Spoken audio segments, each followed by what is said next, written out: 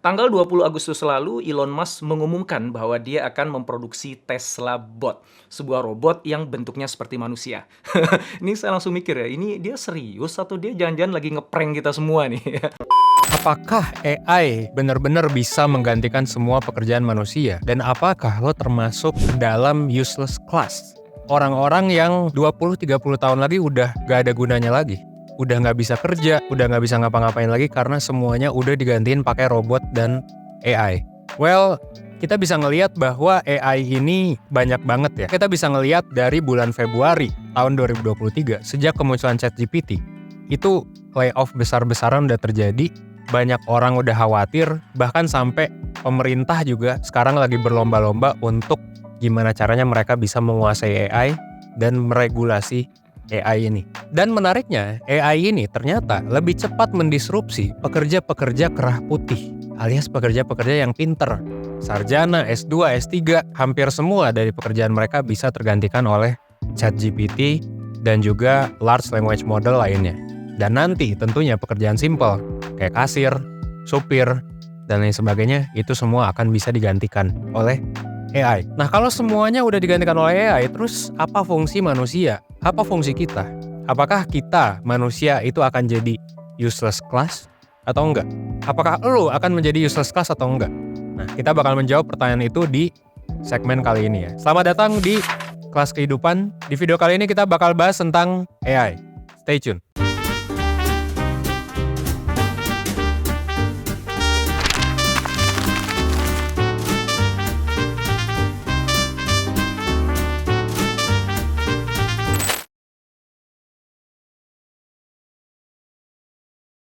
Halo guys, gue Yoga dari The Futurist Gen Z. Gue bakal bahas apa itu yang disebut dengan useless class. Well, sebenarnya useless class itu adalah istilah yang dipopulerin sama Yuval Noah Harari. Mungkin lo nggak asing denger nama ini, atau lo pernah baca bukunya beliau ya, Sapiens atau Homo Deus. Ya, dia juga adalah seorang sejarawan yang terkenal banget di abad ini. Jadi, useless class itu adalah istilah yang merujuk ke sebuah kelas sosial di masyarakat yang useless, yang pengangguran, yang nggak punya fungsi apa-apa, seperti itu. Dan Yuval bilang hal ini terjadi karena sekarang banyak banget teknologi atau AI yang baru, yang muncul dan semakin canggih. Mungkin dulu kita berpikir kalau pekerjaan kasar doang yang bakal digantikan oleh AI, dan buktinya sekarang banyak banget pekerjaan-pekerjaan kantor, pekerjaan bahkan yang membutuhkan analytical thinking gitu ya, kayak yang juga tergantikan oleh AI, seperti itu. Jadi orang-orang yang punya skill mediocre, mereka bakal terdisrupsi, mereka bakal kehilangan kesempatan untuk bisa bekerja lagi dengan kondisi yang baru, yaitu kondisi yang penuh dengan teknologi, atau sekarang mungkin istilahnya AI.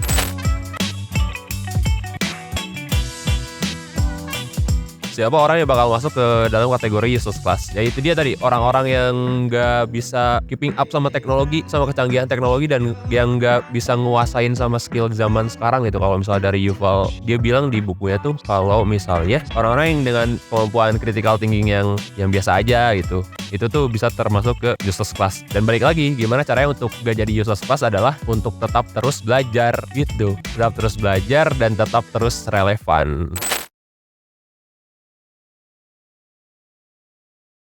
Kita tuh sekarang sebenarnya udah ada di titik di mana pekerjaan manusia dan AI itu udah sulit banget dibedain. Tapi kalau misalnya lu lihat konten-konten 1%, lu mungkin nggak bisa ngebedain yang mana yang dibikin sama AI dan yang enggak.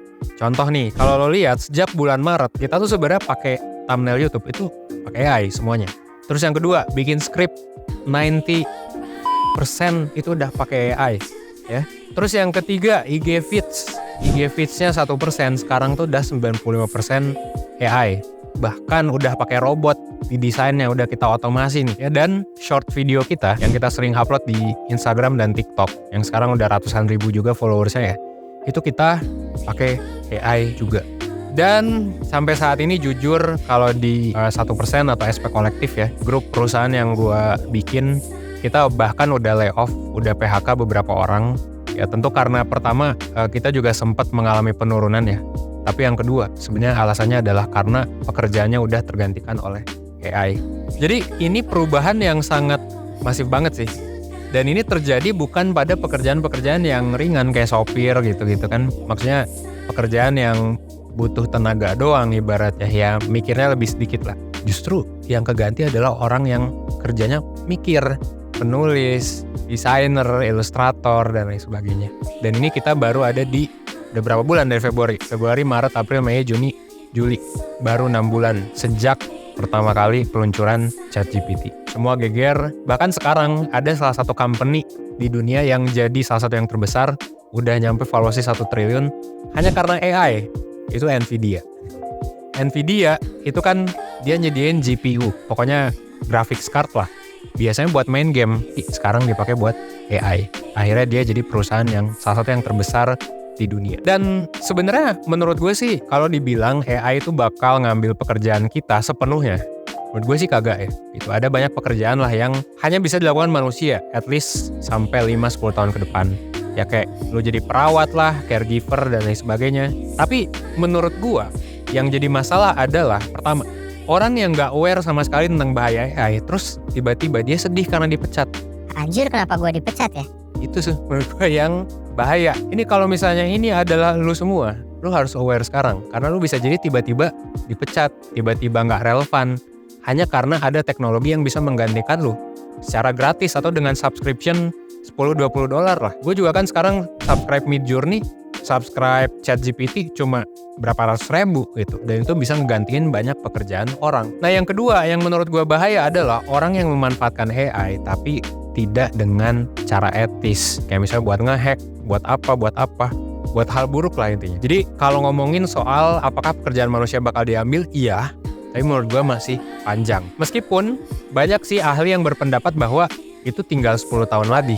Bisa jadi ya kita bakal kayak di game Detroit Become Human, yang mana nanti AI, wah gue gak tahu lah gimana nanti ceritanya.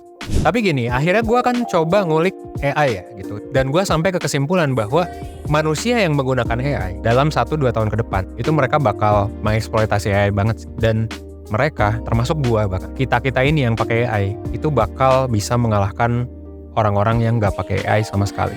Dengan sangat mudah. Dan saking ngerinya perkembangan AI, kita bisa ngelihat bahwa orang-orang hebat pun berbondong-bondong untuk pertama nge-stop perkembangan AI. Dan yang kedua, bahkan ada expert yang menyarankan juga AI itu harusnya dikasih pajak like 98% dikasih pajaknya. Bahkan Sam Altman yang ini adalah nabi AI lah ya, nabi terbaru AI nih dari OpenAI yang bikin ChatGPT, dia minta AI segera diregulasi. Sejak kapan cuy CEO minta produknya diregulasi? Kalau dia nggak takut juga. Dan menariknya, para expert juga banyak banget yang ngasih warning juga. Termasuk salah satu pendiri ChatGPT, namanya adalah Geoffrey Hinton.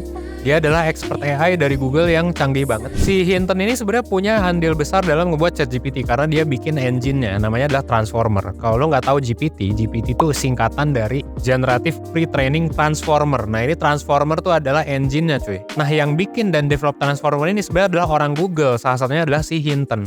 Si Hinton ini saking mantepnya, dia sempat dapat Turing Award di tahun 2018, itu adalah kayak Nobel Prize tapi di bidang computer science, gara-gara dia menemukan neural network. Dan si Hinton ini paling mantepnya adalah dia resign cuy dari Google. Kenapa dia resign? Alasannya katanya ada 2. Pertama, untuk menggegerkan dunia AI, untuk ngasih warning bahwa ini udah bahaya cuy, karena memang dia udah tua juga sih. Dan yang kedua, supaya dia bisa ngomong lebih bebas soal AI tanpa terkekang oleh perusahaan ya, Google. Nah ini kan udah urgent gitu. Terus kita bisa ngapain?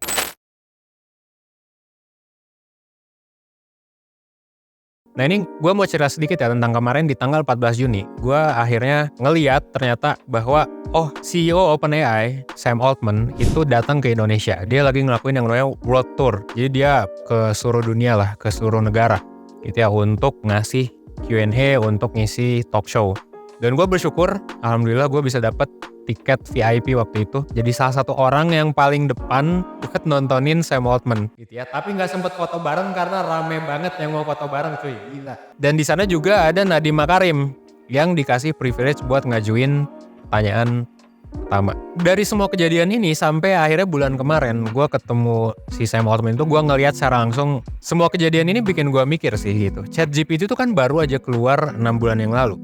Kok cepet banget kembangannya sampai ya semua orang pada takut. Bahkan gue sendiri sebenarnya takut. Meskipun di sisi lain gue excited. gue jadi penasaran, emang gimana sih cara survive di dunia dengan semua orang nanti pakai AI?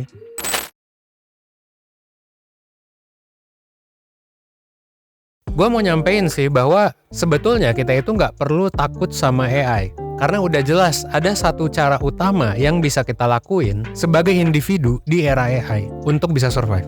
Apa itu? Ya udah, terima aja dan gunakan AI dengan sebaik-baiknya. Kenapa? Karena AI bisa ngebantu kita ngelakuin pekerjaan yang sebelumnya tuh kita nggak bisa lakuin. Atau mungkin nggak bisa kita lakuin dengan cepet lah, ya kan? AI ngebantu gua banget jujur dalam hal pembuatan konten. Banyak dari konten 1% sekarang udah dibuat 90% bahkan 100% sama AI. Bahkan mungkin lu nggak bakal sadar nanti ya. Ini sekarang masih suara gua. Nanti mungkin lu nggak bakal sadar ketika suara gua tuh udah di-cloning sama AI. Dan AI ini sebenarnya bukan hanya untuk satu hal atau dua hal atau tiga hal aja, tapi banyak. Contohnya nih, misal AI juga bisa ngebantu lu untuk belajar bahasa internasional. Kayak misalnya bahasa Inggris. Contohnya nih ya, gue ada tools namanya Elsa Speak. Elsa Speak ini pakai teknologi AI buat lo bisa belajar bahasa Inggris. Nah, AI ini pinter banget dan bisa ngecek apakah lu omongannya bener atau enggak. Dan fitur-fitur lain yang bisa bikin skill bahasa Inggris lu jadi makin mantep, terutama dalam hal speaking. Nah, buat lo yang sering nonton video 1%, gue yakin lo pasti udah tahu Elsa Speak itu apa. Tapi buat kalian yang baru kali ini nonton atau baru kali ini denger, Elsa Speak itu adalah aplikasi buat memperlancar komunikasi bahasa Inggris. Dari berbagai aspek ya, mulai dari pronunciation, speaking, intonasi, penekanan kata. Seperti yang tadi gue bilang, Elsa ini pakai AI yang dia bisa mengkoreksi huruf-huruf bahkan cara baca pronunciation lo gitu ya. Langsung aja kita coba gitu ya. Oke guys, kali ini gue udah pakai Elsa dan kebetulan ini Elsa Pro ya. Dan gue akan ada di section pronunciation. Reserve the train ticket. Oke, kita ulang lah ya. Reserve the train ticket. Suara seperti itu, gue harus meniru suara tersebut ya. Oke. Reserve the train ticket. Weh, 92% guys. Oke, kita coba bikin jadi salah ya. Reserve the train ticket. Nah, salah guys. 28% ya. Dan ini kita bisa lihat, kalau teman-teman ini kita lihat reserve ya. Reserve. Reserve. Yang gua bilang tuh adalah Nah. Jadi dia bisa tahu apa yang gue bilang, guys. Dia bisa tahu apa yang gue bilang, yang salah tuh kayak gimana, dan yang benar harusnya gimana. Nah, itu harusnya benar. Reserve. Nah, The consonant is voiced, which means you vibrate your vocal cords for it. If you don't, it will sound like instead. ya. Jadi gue bilangnya tuh dia reserve. Iya juga ya. Kayaknya banyak orang yang salah pronunciation-nya. Jadi tadi sengaja bilang reserve itu gue nggak nge-vibrate reserve, nggak nge-vibrate vocal cords gue gitu. Jadi di sini lu tinggal lihat aja suruhannya mereka gimana, terus lu tiru aja. Nah guys, dan tadi gue kan pakai suruhannya bahasa Inggris. Ya mungkin buat temen-temen yang baru belajar bahasa Inggris dari nol, ya bisa jadi kagak ngerti tuh kayak vibrate chords apaan tuh. Nah itu lu bisa pakai bahasa Indonesia. Ini gue udah ganti nih, ya. Gue langsung balik lagi ke yang tadi pronunciation, oke? Reserve the train ticket. Nah, ya. Kita ulang lagi ya. Reserve the train ticket. Oke, gue salah di huruf E-nya, gue nggak tahu nih. Pronounce E here with the vowel as in it and did.